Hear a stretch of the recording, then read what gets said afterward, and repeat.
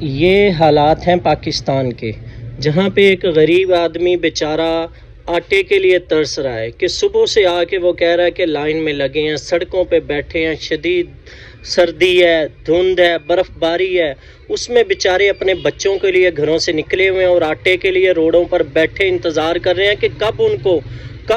ان کے حکمران جن کو انہوں نے چوز کیا ہے وہ انہیں آٹا پہنچائیں، کب وہ ان کی بھوک کی طرف دیکھیں، کب وہ ان کی مدد کو پہنچیں، کب وہ ان کے گھروں میں جو سلگتے بچے ہیں بیچارے بھوک اور پیاس سے تڑپ رہے ہیں ان کی تڑپ کو کوئی سنے۔ لیکن وہ کیوں سنے ان کی پکار؟ وہ ان کو تو خیال ہوگا اپنی کرسی کا، ان کو تو خیال ہوگا اپنے اقتدار کا، اپنی ہوس کا، اپنے لالچ کا، وہ تو اپنے بچوں کا دیکھیں گے، وہ تو ان کو بیرون ملک بھیجیں گے، وہ تو منی لانڈرنگ کریں گے، وہ تو سود پہ سود لیتے جائیں گے، قرضے بڑھاتے جائیں گے، پھر یہی ہماری جو غریب عوام ہے ان کا خون پسینہ نچوڑ کر انہی سود کی قسطیں پرووائڈ کریں گے، انہی سود کی قسطیں مہیا کریں گے وہ یہود و نصارہ کو۔ یہ پاکستان کے حالات ہیں، دیکھیں کہ کس طرح ایک غریب بیچارہ رو رہا ہے، اپنے بچوں کے لیے آٹے کے لیے کھڑا ہے، وہ کوئی ان کی پکار سننے والا نہیں، کوئی ان کو دیکھنے والا نہیں۔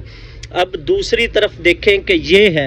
یہ تصویر دیکھیں، اس پہ آپ غور کریں کہ یہ برف پہ کیوں گندم ڈالی گئی ہے۔ ایک طرف تو پاکستان ہے جس میں لوگ گندم کے لیے ترس رہے ہیں، آٹے کے لیے ترس رہے ہیں، اور سرحد کے دوسری پار دیکھیں کہ یہ ہے ہمارا پڑوس ملک افغانستان، جنہوں نے 20 سال جنگ کی ہے،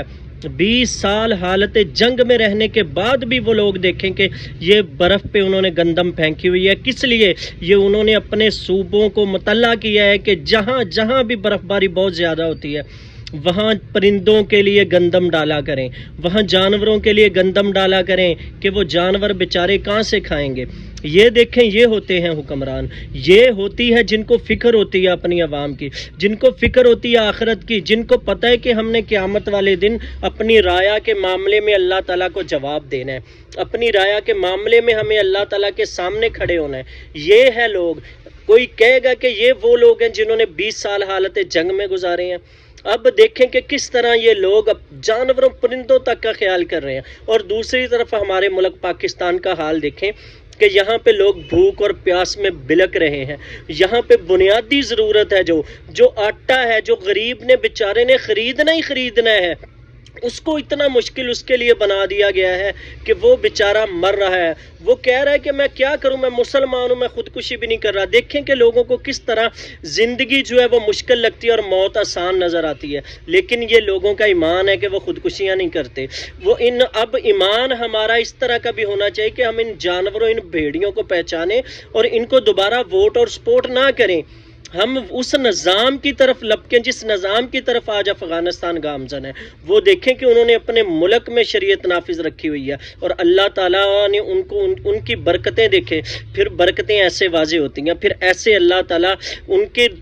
کس طرح ان کے ملک میں معدنیات نکل رہی ہیں، کس طرح وہ لوگ بغیر سود کے، بغیر قرضوں کے اپنا ملک چلا رہے ہیں۔ یہ ہوتے ہیں لوگ، یہ ہوتے ہیں لیڈر،